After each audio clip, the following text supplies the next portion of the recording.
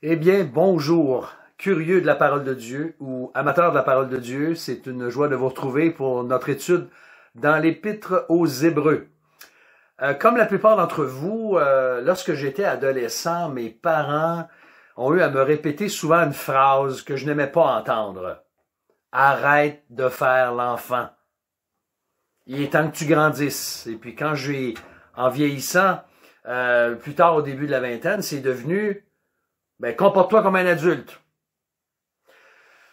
Étant grand-père de 4 petits-enfants, je m'amuse souvent à regarder mes petits-enfants, garçons et filles, avoir des petites manies, avoir des comportements dans leur apprentissage qui me font sourire et qui me font rire et qui sont tout à fait naturels. Mais lorsqu'il s'agit d'adultes, moi je suis attristé de voir certains croyants qui devraient avoir grandi avec le temps et qui se comportent encore comme des enfants. Vous savez, un comportement enfantin, ça peut nous amuser chez un enfant, chez un bambin, mais c'est tragique chez un adulte, à moins que la personne adulte souffre d'un handicap, mais on parle pas de ça, là. Alors, dans notre série de l'Épître aux Hébreux, nous sommes rendus au chapitre 5, nous arrivons à la fin du chapitre 5, où l'auteur prend une pause dans son exposition de la prêtrise supérieure de Jésus-Christ et il se tourne vers une série d'exhortations et d'encouragements, d'avertissements solennels même, qui commencent à la fin du chapitre 5 et qui vont se poursuivre au chapitre 6. Et l'auteur a à cœur vraiment d'encourager ceux à qui il écrit. Il veut aussi les mettre en garde, ses destinataires. Et il n'hésite pas à leur brasser la cage, je dirais. Si vous ne connaissez pas l'expression, ça veut dire les brasser un peu, les remettre en question, les avertir. Il souligne clairement, en le faisant, leur lenteur à comprendre, leur nonchalance spirituelle. Et il veut attirer leur attention, leur concentration, comme il avait fait au chapitre 2, au verset 1. Je ne sais pas si vous vous rappelez, mais dans Hébreux 2.1, il avait dit « C'est pourquoi nous devons prêter une plus vive attention à ce que nous avons entendu de peur d'aller à la dérive. » Alors, ce texte-là, c'est le premier avertissement, je dirais, qu'il donne dans l'Épître. Et on va le voir au chapitre 6, c'est le 3e ou même le 4e qui va arriver on va regarder ça la semaine prochaine.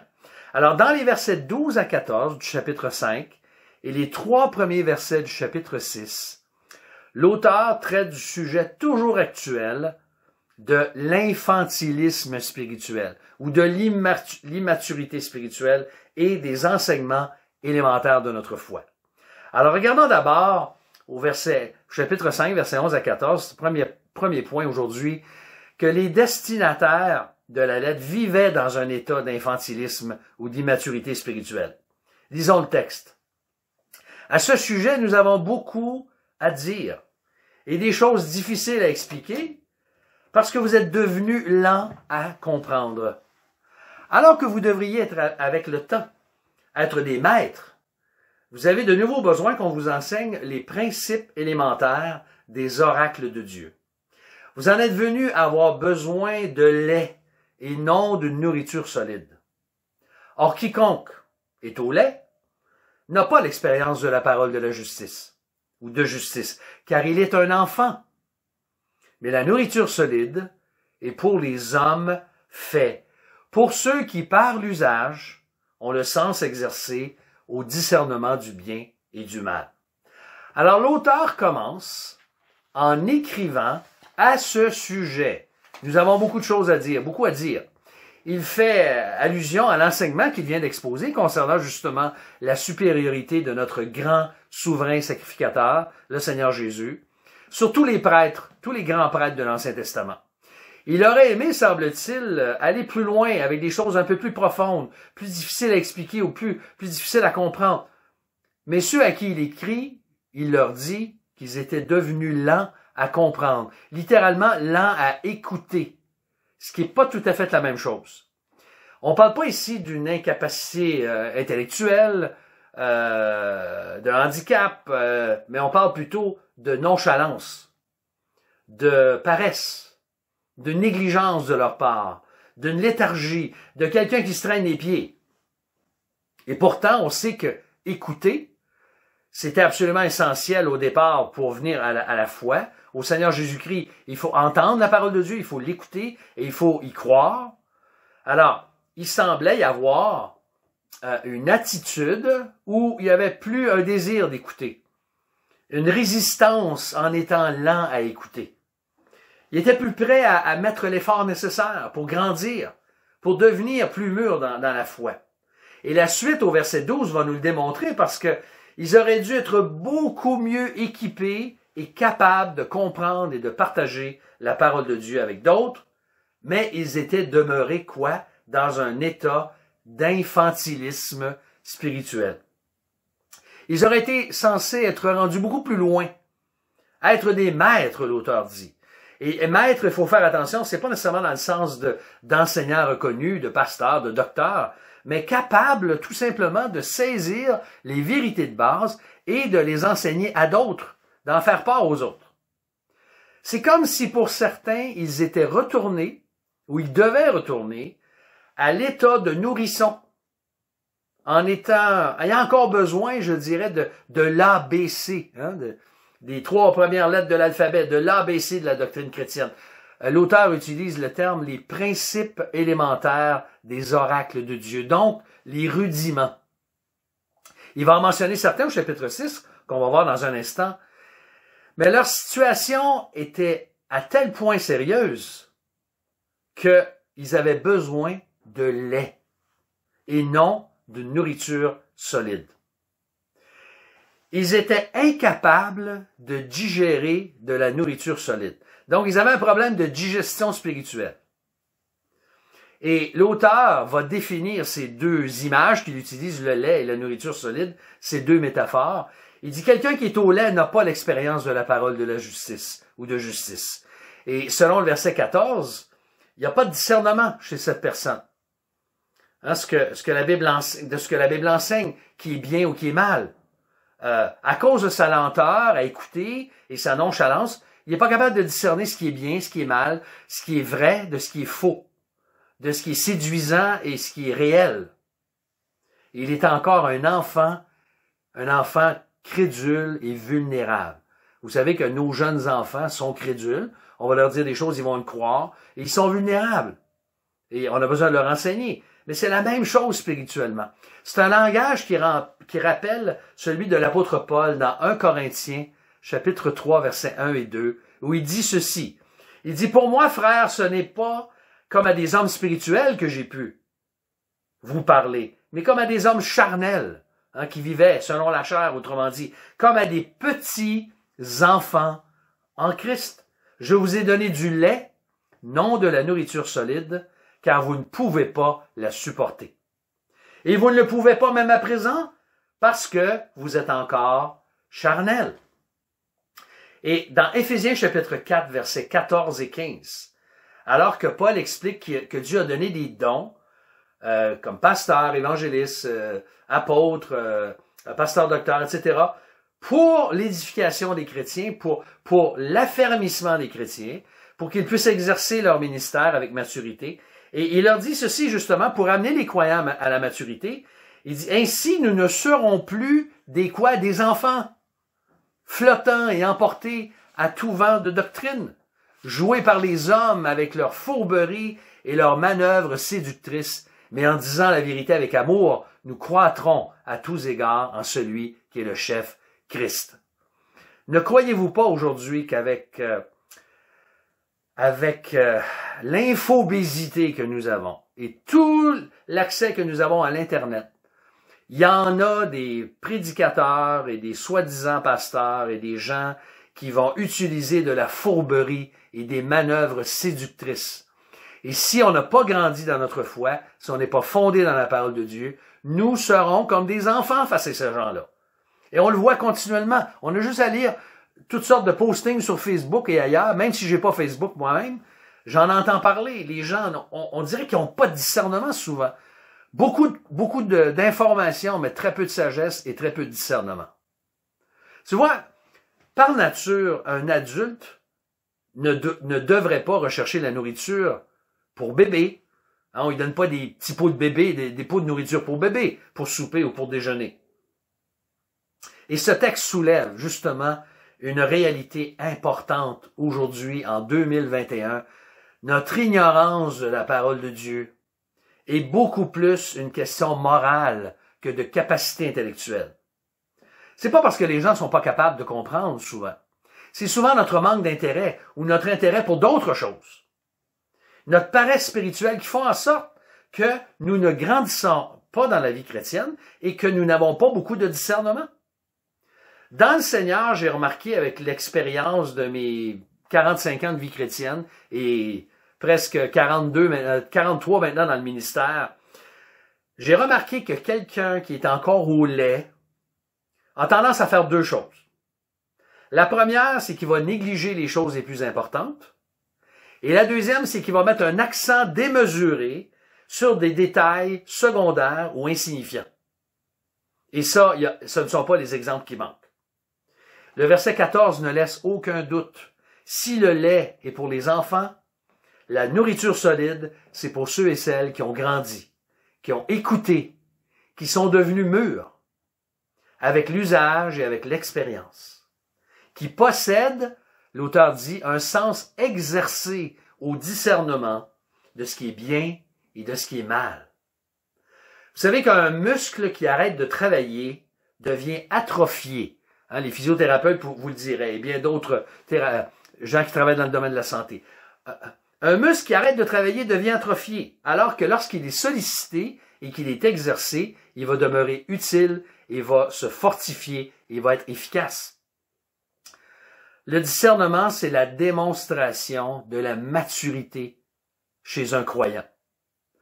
Nous ne sommes pas surpris lorsque les incroyants appellent le bien mal ou le mal bien.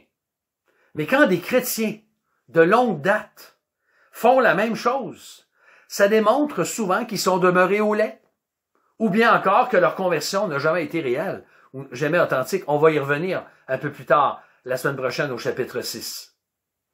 Leur décision, leur conduite, leur manque de sagesse démontrent leur immaturité. Alors, il serait tentant, pendant que vous entendez ces paroles, de penser à quelqu'un d'autre aujourd'hui. « Ah oui, ça me fait penser à un tel, un tel. » Je vais vous inviter à vous examiner vous-même.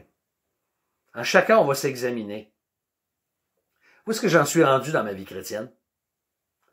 Où est-ce que j'en suis réellement? Avec tout ce que j'ai lu, médité, entendu d'enseignement de la parole de Dieu, depuis des années peut-être, depuis 20, 30, jusqu'à 40, 50 ans même. Pour certains, là, je dois vous dire, là, je vais vous le dire très clairement ce matin, aujourd'hui, il est temps d'arrêter de faire l'enfant. Il est temps de se mettre à grandir dans notre foi et d'acquérir un discernement digne de Dieu. Tout l'enseignement que nous apportons, que nous voulons apporter sur notre site, dans notre Église, et tout bon enseignement de la parole de Dieu, eh bien, ça a pour but de nous équiper, non pas à rester des enfants, mais à devenir autonomes dans la parole de Dieu, c'est-à-dire d'être capables de la lire et d'entendre et d'interpréter ce qui se passe autour de nous avec du discernement, avec de la maturité. Depuis quand as-tu eu la joie de prendre soin d'un jeune croyant, par exemple, ou même d'annoncer l'Évangile à quelqu'un, hein, de faire un bout de chemin avec une personne qui a besoin de grandir et l'amener à devenir mûr dans le Seigneur? Il est grand temps pour certains d'entre nous de se mettre en chemin dans la croissance de notre foi. Donc ça, c'est la première partie du texte. On va aller au chapitre 6, versets 1 à 3 maintenant, pour regarder que les destinataires étaient appelés à grandir dans leur connaissance. C'est pourquoi, lisons les versets, c'est pourquoi, laissant l'enseignement élémentaire de la parole du Christ, tendons vers la perfection, sans poser de nouveau le fondement. Repentance des œuvres mortes, foi en Dieu, doctrine des baptêmes, imposition des mains, résurrection des morts et jugement éternel. C'est ce que nous allons faire si Dieu le permet. Alors, après avoir dénoncé l'infantilisme spirituel de plusieurs de ses destinataires, on se serait attendu dans un certain sens que l'auteur poursuive en leur donnant du lait. Mais plutôt, il les encourage à quoi? Non. Le même message qu'il vient de dire, d'aller de l'avant, de ne pas se contenter du lait. Il dit, tendons vers la perfection, sans poser à nouveau le fondement, ou changer la base, si vous voulez, de cet enseignement-là. Alors, l'auteur n'est pas en train d'insinuer qu'il devrait laisser l'Évangile de côté et ses rudiments, comme s'ils avaient besoin d'un autre enseignement pour des initiés, pour des érudits. Non, pas du tout. Au contraire, ils doivent grandir. Ils doivent grandir, ils doivent arriver à une maturité attendue après tout ce temps, mais ceci en bâtissant sur les choses de base, justement, sur les éléments essentiels des fondements même de la foi, des rudiments de la foi chrétienne. Et il s'inclut même dans l'exhortation. Pourtant, lui, il semblait avoir une bonne maturité. Il dit tendons, il dit pas tendez, tendons vers la perfection, c'est-à-dire vers la maturité et le discernement. Personne d'entre nous peut devenir parfait sur la terre, on le sait. Le mot parfait peut vouloir dire aussi mûr ou acquérir de la maturité et du discernement. Alors, ce fondement-là, l'auteur va nous le résumer en 6 sujets. Ce ne sont pas des sujets exhaustifs, mais importants pour ceux qui en particulier possédaient un arrière-plan juif. Donc, c'est un rappel qu'il leur donne par ces six items. Il va les présenter en 3 groupes de 2, en 3 paires. La première paire, la repentance et la foi. La base même, chers amis, de toute conversion, de tout changement réel dans le cœur de quelqu'un, eh bien, la base même de toute conversion, de toute nouvelle naissance, c'est la repentance et la foi. C'est le message que Jésus a apporté pendant son ministère sur la terre, que l'apôtre Paul a apporté, que toute la parole de Dieu, en fait, nous apporte. Jésus annonçait sans cesse quoi? Dans Marc 1,15, « Repentez-vous et croyez à la bonne nouvelle. » Alors même, il mettait la repentance avant la foi, dans l'ordre. La repentance, on sait que c'est beaucoup plus que du regret. Surtout si on s'est fait prendre. Il y a beaucoup de gens qui disent se repentir parce qu'ils se sont fait prendre. Mais c'est pas la repentance, ça. La repentance, c'est de se détourner du péché, le rejeter, le jeter derrière soi et de changer de direction. C'est ça, la repentance. Il y a un changement au niveau de l'esprit qui va m'amener à un changement d'attitude, de conduite. En fait, quand on y pense, repentance et foi vont ensemble parce que la repentance, c'est de se détourner de tout ce qui conduit à la mort, alors que la foi, c'est de se tourner vers Dieu. On se détourne du mal pour se tourner vers Dieu. On se détourne du péché dont le salaire, Romains 6 nous dit, Romains 3, pardon, c'est la mort, la séparation d'avec Dieu. Et on se tourne vers Dieu qui nous donne, lui, quoi? La vie éternelle. Lorsque nous plaçons notre confiance en son merveilleux sacrifice, tout suffisant, et qu'on dépend de lui maintenant pour le suivre. Alors, je crois que c'est le sens dans le texte de la repentance des œuvres mortes. Donc, toutes les œuvres qui salissent la conscience, le cœur de ceux qui les pratiquent, que nous pratiquions avant de connaître le Seigneur, ce sont ces œuvres-là dont il faut se repentir. Et vous savez, dans Éphésiens chapitre 2, par exemple, il nous est dit, dans versets 1 à 3, que nous étions morts par nos offenses et nos péchés. Selon le train de ce monde, on marchait, on était sous la domination du prince des ténèbres et qu'on marchait dans les ténèbres et puis qu'on faisait comme les autres. Alors, avant de recevoir la vie éternelle, avant notre conversion, nous étions en train de pratiquer des œuvres mortes. Mais nous nous sommes détournés d'une façon de vivre pour vivre maintenant sous la seigneurie de Jésus-Christ, le Fils de Dieu. Et ça peut vouloir dire aussi des œuvres mortes que nous pratiquons dans la vie chrétienne et puis qu'on devrait rejeter. En fait, des œuvres actuelles inutiles qui nous font perdre notre temps et qui nous éloignent. Ça peut être un synonyme de tout ce qui est mal et de tout ce qui est péché dans notre vie et qui a besoin de changer. Ensuite, l'auteur nous donne une deuxième paire, la doctrine des baptêmes et l'imposition des mains. Alors, c'est intéressant, il ne dit pas du baptême, mais des baptêmes, au pluriel. Et je vous rappelle qu'il parle des gens qui ont un arrière-plan juif. Il parle des baptêmes au pluriel, donc il ne limite pas simplement au baptême par immersion, je crois, comme symbole de l'engagement de la vie d'un disciple qui veut suivre le Seigneur Jésus. Il est baptisé par immersion. Il dit publiquement, je veux suivre Jésus-Christ, je veux être son disciple et je m'identifie à sa mort, son ensevelissement et sa résurrection. C'est plus que ça ici. Il semble y avoir à l'esprit à l'esprit de l'auteur les diverses cérémonies de purification, d'ablution que les Juifs pratiquaient.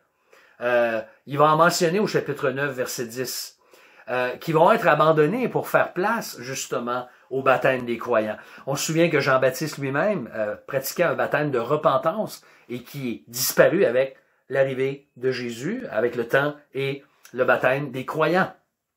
Alors, ça c'est la doctrine de baptême, on pourrait la résumer comme ça. Il parle de l'imposition des mains aussi. Alors, dans notre milieu, on la pratique pas beaucoup, ça arrive à l'occasion, mais on sait que l'imposition des mains dans le Nouveau Testament, elle était pratiquée comme un geste symbolique, pas un geste magique, pas un geste où la personne qui le fait impose les mains a un pouvoir spécial. Non, c'était dans le Nouveau Testament, lorsqu'il y avait des guérisons, lorsqu'il y avait la réception du Saint-Esprit, dans certains cas particuliers dans les actes, de conversion dans certains cas, des nominations d'anciens, de pasteurs, de missionnaires, ou même de prière pour quelqu'un. Alors, c'était pratiqué de façon régulière et il n'y a absolument rien de mal à, par exemple, lorsqu'on prie pour quelqu'un qui est dans un besoin particulier, qu'on est un groupe, qu'on met tous nos mains sur lui comme signe de la bénédiction de Dieu dans sa vie et demandant à Dieu de lui faire du bien et de le bénir. Alors, il y avait cette doctrine des baptêmes, donc c'était des éléments de base, doctrine des baptêmes et imposition des mains. Et il termine la troisièmement, avec la résurrection des morts et le jugement dernier. On sait que la résurrection était enseignée dans l'Ancien Testament. Beaucoup de Juifs croyaient à la résurrection des morts. On le voit dans Daniel, on le voit dans d'autres textes. C'était pas inconnu, là. Dieu est appelé non pas le Dieu des morts, mais le Dieu des vivants, hein, le Dieu d'Abraham, d'Isaac et de Jacob, qui, aux yeux de Dieu, était encore vivant avec lui. Donc, nous qui, comme croyons à la résurrection, bien sûr, ben nous croyons que nos corps deviendront incorruptibles. Hein, on va mourir corruptible, on va être soit enterré ou incinéré ou peu importe. On espère que c'est pas d'une autre façon tragique, mais on va devenir incorruptible, méprisable, on va devenir glorieux, on va avoir des corps renouvelés, des corps parfaits, et tous devront un jour passer par la résurrection. Jean le dit au chapitre 5. Il y en a qui vont ressusciter pour la vie, puis il y en a qui vont ressusciter pour le jugement et la vie éternelle. Et justement, il parle du jugement dernier, l'auteur ici. Le jugement éternel, qui est une réalité bien importante. Vous savez, on parle pas beaucoup du jugement aujourd'hui dans le monde évangélique. Mais pourtant, c'est une réalité très importante. Un jour, chaque être humain aura à rencontrer Dieu et il va être jugé selon qu'il aura eu la foi ou non en Jésus-Christ. Et ses péchés vont le condamner. Dieu, notre juste juge, saura nous rendre justice. Et c'est une réalité qui est très importante, qui nourrit même notre espérance. C'est à la fois terrible et glorieux, le jugement dernier. L'auteur, au chapitre 9, verset 27, un verset bien connu, va écrire, hein, « Et comme il est réservé aux hommes de mourir, combien de fois? Une seule fois. Après quoi vient le jugement. » Et au chapitre 10, verset 27, lors d'un autre avertissement sévère, qui va aller avec le chapitre 6, il va parler d'une attente terrifiante du jugement et l'ardeur du feu, du feu ardent, prêt à dévorer les rebelles. Alors c'est l'enfer qui suit le jugement. C'est pas le party avec les chums. C'est pas la réincarnation. Mourir une seule fois. On meurt une seule fois. On ne meurt pas pour revenir à la vie, puis mourir, puis revenir à la vie, puis mourir, puis revenir à la vie, comme la réincarnation nous enseigne. Non. Et d'ailleurs, tous les jugements qu'on retrouve dans l'Écriture, les jugements du passé, comme le déluge, comme l'exil du peuple, hein, à Babylone et en Assyrie, tous ces jugements-là et bien d'autres annoncent tous, dans un sens, ne sont qu'un avant-goût du jugement dernier, ultime, qui sera encore plus terrible. Et si vous ne croyez pas qu'il est terrible, vous lirez Apocalypse chapitre 20, versets 11 à 15, alors qu'on nous présente la réalité que chaque homme a à se présenter Il y en a qui vont être expulsés dans le lac de feu pour l'éternité. Satan va être précipité, où il va être tourmenté pour les siècles des siècles. Alors, c'est très réel. Donc, ces six items ont des racines dans l'Ancien Testament. Mais Christ vient leur donner un nouveau sens. Sa venue, sa mort, sa résurrection ont changé le cours de l'histoire. Et il a accompli les Écritures. Donc, le fondement de l'Évangile demeure toujours le même. Toujours notre base. Jésus est plus que tout. Il est supérieur à tout. Il est supérieur à tout dans l'Ancien Testament. Et au verset 3, l'auteur va terminer cette section en ajoutant qu'il ira de l'avant dans son enseignement pour nous conduire tous à une plus grande maturité, donc de tendre vers la perfection. Même expression qu'il avait utilisée à la fin du chapitre 5, tendons vers la perfection. Et il va le faire plus loin au chapitre 6, mais non pas sans donner un avertissement très sérieux quant à l'apostasie que nous verrons la semaine prochaine. Un texte extrêmement sérieux et on va le regarder comme il dit dans le texte, si Dieu le permet, bien sûr. En conclusion, chers amis, ce matin, aujourd'hui, imagine tu tombes malade, tu as un problème cardiaque très sérieux, et puis tu as besoin d'une opération d'urgence au cœur. Si c'est le cas, est-ce que tu accepterais d'être opéré par un chirurgien cardiaque qui, à chacune des opérations qu'il effectue, tu as entendu parler de ça, il serait obligé de s'arrêter à tout bout de champ pour consulter ses livres de cardiologie. Il vient pour faire l'opération dans ton cœur, puis il dit « Excusez, pourrais-tu me passer le livre? Là, je me rappelle plus comment on fait ça. » Est-ce que tu accepterais d'être opéré par un homme comme ça, toi? Ou une femme comme ça? Mais non, comme moi, tu voudrais quelqu'un qui a de l'expérience. Même si c'est un jeune cardiologue ou un jeune chirurgien cardiaque, tu voudrais quand même qu'il ait une certaine expérience. Tu voudrais qu'il ait pratiqué. Tu voudrais qu'il utilise ses connaissances, son discernement, son expérience pour t'opérer. Alors, de la même façon, frères et sœurs en Jésus-Christ, l'Église a un urgent besoin de croyants mûrs et affermis dans la foi. Arrêtons, pour certains d'entre nous, là, arrêtons de faire l'enfant. Grandissons, vivons. Arrêtons de vivre dans un état infantile, puis vivons comme des adultes. Prenons au sérieux notre croissance spirituelle, notre amour pour la parole de Dieu. Vous savez, en ces temps de pandémie, une des tentations qu'on a, et on en a déjà parlé, c'est de passer énormément de temps devant les écrans, devant la télé, et de négliger la lecture et la prière et la connaissance de la parole de Dieu. Quelle occasion magnifique Dieu nous donne en ce moment de lire, d'étudier la parole de Dieu, de grandir dans notre foi. En pratiquant ce que nous savons, il y a un mouvement chez les chrétiens où il faut toujours qu'ils courent, moins maintenant, mais il faut toujours qu'ils courent d'une conférence à l'autre, au cas où il aurait manqué quelque chose, et ils mettent très peu en pratique ce qu'ils connaissent déjà. Ne tombons pas dans ce panneau-là. Une personne mûre dans le Seigneur va être utile pour le Seigneur, va être utile pour les autres. Elle va désirer grandir et elle va vouloir comprendre des concepts spirituels plus avancés. Peut-être que si tu as de la difficulté à comprendre certains principes spirituels, c'est parce que tu es encore au lait et tu as besoin de grandir. Puis-je t'exhorter, mon frère, ma sœur, mon jeune frère ou ma sœur, même si ça fait longtemps que tu es au Seigneur, de grandir dans ta foi, d'avancer? Alors demandons au Seigneur cette grâce, que le reste de notre vie soit consacré à grandir et à le servir dans toutes les facettes de notre existence, dans ce bas monde. L'Église en a grandement besoin. Prions ensemble. Seigneur, merci pour ta parole, merci pour ce texte merveilleux qui nous encourage à ne pas rester dans un état infantile, de tendre vers la maturité, le discernement. Oh Dieu, tu connais nos cœurs aujourd'hui, tu connais ce qui nous empêche de grandir, tu connais les obstacles que nous-mêmes peut-être nous plaçons. Nous voulons te demander ta grâce, te demander pardon, Seigneur, pour l'état dans lequel nous sommes. L'Église devrait être beaucoup plus avancée qu'elle l'est. Mais Seigneur, l'Église, c'est composé d'individus comme chacun de nous. Alors Seigneur, je te prie que tu nous donnes ce désir aujourd'hui de grandir, de tendre vers la perfection, de pratiquer ce que nous savons et de ne pas nous contenter de l'état dans lequel nous sommes. Seigneur, que ton nom soit béni, touche les cœurs de ceux qui n'ont pas encore commencer la vie chrétienne, qui ne sont pas encore venus à Jésus-Christ. Puisses-tu te manifester à eux et leur révéler ton plan merveilleux d'amour à la croix du Calvaire pour leurs péchés.